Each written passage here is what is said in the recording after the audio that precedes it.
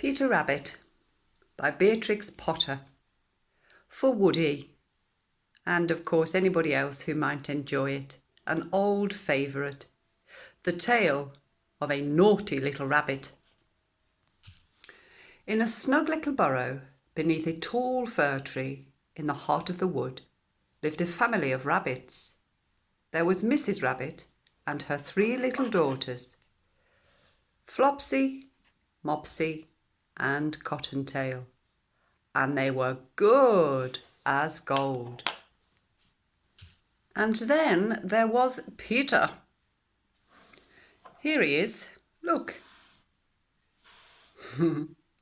One naughty little rabbit wearing his smart new coat. Today, Mrs. Rabbit had some shopping to do. You can play outside whilst I'm gone, she told her children. But remember, stay away from Mr. McGregor's garden. Mr. Rabbit had visited once and never came home. Whilst Mrs. Rabbit was out, Flopsy, Mopsy and Cottontail busied themselves like good little bunnies, picking wild blackberries for tea. But not Peter. He ran straight into Mr. McGregor's garden.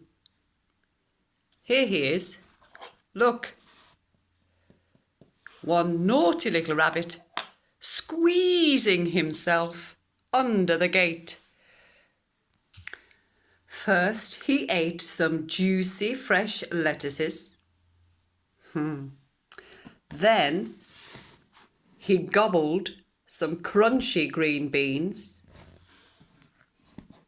Then he nibbled some spicy red radishes. Soon, Peter's tummy began to feel a bit funny.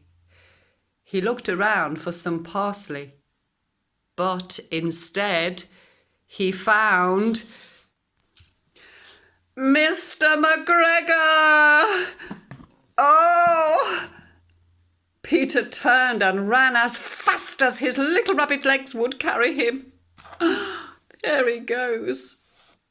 But Mr. McGregor chased after him, waving a rake and shouting, "Stop, thief! Stop, thief!" Poor Peter was very frightened. In his panic, he couldn't remember the way back to the gate. He ran back and forth all over the garden with Mr. McGregor close behind him. Here he is. Look. One naughty little rabbit running for his life. As Peter dashed through the vegetable patch, one of his little shoes came off. Peter kept running. There it is. He lost his other shoe in the potatoes. Without his shoes, Peter ran even faster. And he ran straight into the net around the gooseberry bushes. The big brass buttons of Peter's blue coat got tangled up.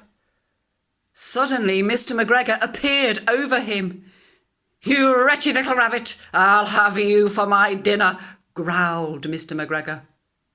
Peter wriggled and squirmed to get free. And just before Mr. McGregor could trap him, Peter escaped. "Maybe I'll be safe in the tool shed," thought the scared little rabbit.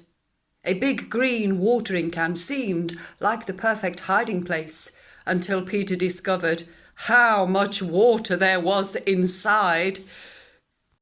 But Mr. McGregor had followed him into the tool shed, and he began turning over the flower pots one at a time, searching for Peter. All of a sudden, he heard a rabbity sneeze from inside the watering can.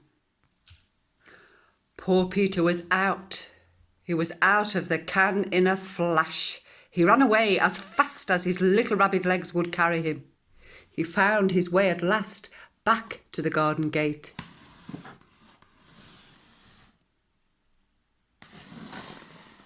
Finally, Peter was safe in the wood again. He ran all the way home without stopping. And there is his mummy. Mr. McGregor found the 2 shoes and the blue coat that Peter had left when he was running. He made them into a scarecrow to frighten away the birds. So there is poor Peter's little coat and shoes. Oh, good old mummy. Back in the snug burrow, Mrs. Rabbit was not at all pleased that Peter had lost his shoes and coat. That evening, Flopsy, Mopsy and Cottontail had a delicious feast of bread and milk and freshly picked blackberries. And Peter? Well, Mrs. Rabbit put him straight to bed without any supper, only a spoonful of chamomile tea to settle his aching tummy. Here he is, look. One naughty little rabbit, feeling rather sorry for himself. Don't you feel sorry for him too? And that is the tale of the naughty little rabbit who was nearly put in a pie by Mr. McGregor. The end.